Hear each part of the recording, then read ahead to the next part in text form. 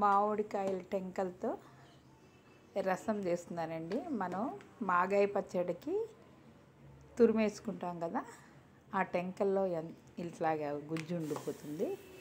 ఆడవాళ్ళకి ఎలా ఉంటుందంటే ఏది వేస్ట్ చేయబుద్ధి అవ్వదు.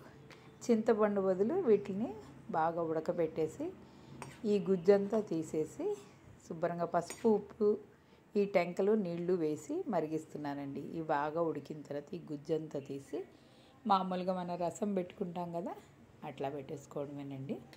దీంట్లో ఈ టెంకలన్నీ తీసేసి వడగట్టేస్తాం కదా, ఆ నీళ్ళల్లో కొంచెం రసం పౌడరు కొంచెం వేసేసుకుని మనం తాలింపు పెట్టుకోవడమేనండి. రసంతో నేతి తాలింపు పెట్టుకుంటే కొత్తిమీర, కరివేపాకు అన్నీ వేసి చాలా బాగుంటుంది. చూడండి, బాగా మరగాలి. ఈ టెంకలన్నీ బాగా ఉడికిపోతాయి ఇలాగా. ఇక దీంట్లో చింతపండు కానీ ఏమి వేసుకోకర్లేదు. మీకేమన్నా ఇంకా నచ్చితే కలర్ఫుల్గా కనిపించాలి అనుకుంటే కనుక మనం టమాటాలు వేసుకుంటే మళ్ళీ కొత్తిమీర, కరివేపాకు, గ్రీన్గా టమాటాలు కొంచెం రెడ్గా, ఇవి ఇట్లాగా అందంగా కనిపిస్తుంది, రుచిగా ఉంటుంది కూడానండి. ఒకసారి ట్రై చేసి చూడండి. మామిడికాయల సీజన్ కదా, టెంకల్లో ఉండే గుజ్జు కూడా వేస్ట్ అవ్వకుండా రసం పెట్టుకోండి, బాగుంటుంది. నచ్చితే లైక్ చేయండి. Thank you so much friends.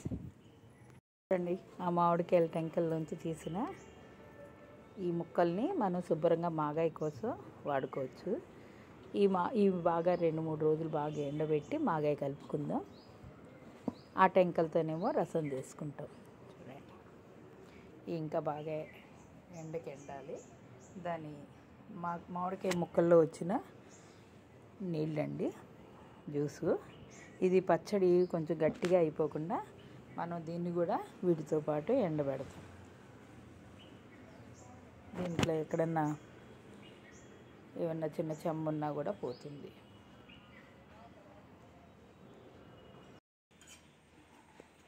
ఇట్లా ఉడకబెట్టేసి నువ్వు మాట్లాడు కొంచెం. ఇలా ఉడకబెట్టిన టెంకలు వేరు చేసేసుకోండి వాటర్లోంచి.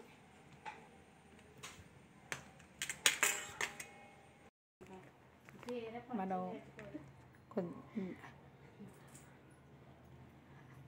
రసంలోకి ఎప్పుడు నేతి పోపు పెట్టుకుంటే బాగుంటుందండి. కొంచెం నెయ్యి వేసుకోండి.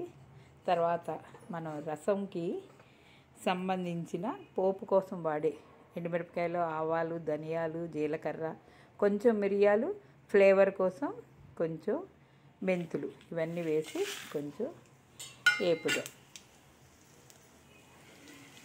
ఇలా ఇవి బాగా ఏగిన తర్వాత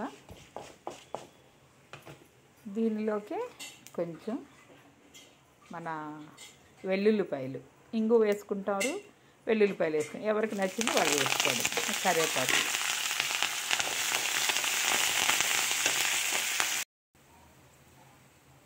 ఈ పోపు ఇలా ఏగుతుంది కదండి, ఇది బాగా దోరగా కమ్మటి వాసన వస్తూ ఉంటుంది మెంతుల ఫ్లేవర్తోని.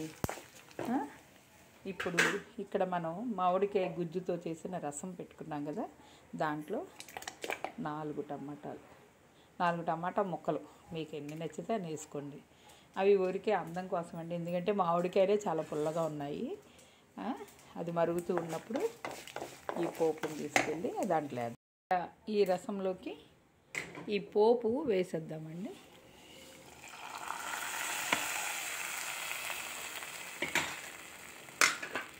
వేసేసి కలిపేసి చక్కగా కొంచెం కొత్తిమీర కూడా మనం వేసేసుకో.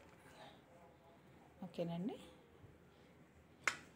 ఇక మామిడికాయ రసం రెడీ అయిపోయిందండి. దీన్ని కొంచెం మరిగిద్దాం. దీంట్లో కారము అట్లాంటివి వేయనండి, ఎందుకంటే కారం వల్ల మనం ఎండుమిరపకాయలు ఒక 4-5 వేసుకున్నాం కాబట్టి మిరియాలు, ఆ కారం సరిపోతుందండి. అందుకని ఇక నేను కారం ఏం వేయను. కొంచెం దీంట్లో పులుపు ఎరగడం కోసం కొంచెం బెల్లం ముక్కేస్తాను. పులుపు ఎరగడం కోసం ఇది మీకు నచ్చితే వేసుకోండి. ఇది వేస్తే బాగా పుల్లగా ఉన్నా కూడా మామిడికాయలు చక్కగా సరిపోతుంది, టేస్ట్ చాలా బాగుంటుంది. ఆ బెల్లం ముక్క కూడా వేస్తానండి.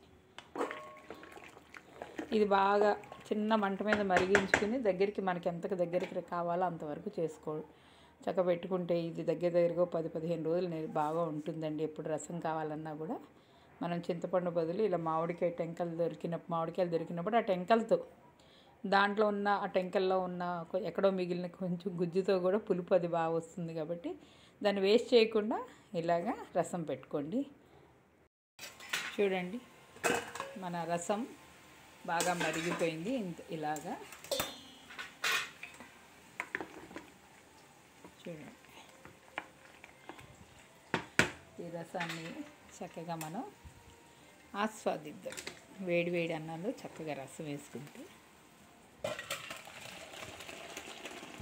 మామిడికాయ రసం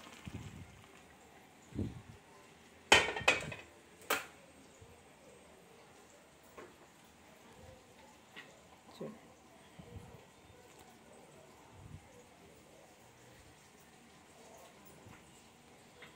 Thank you so much, friends. Please subscribe.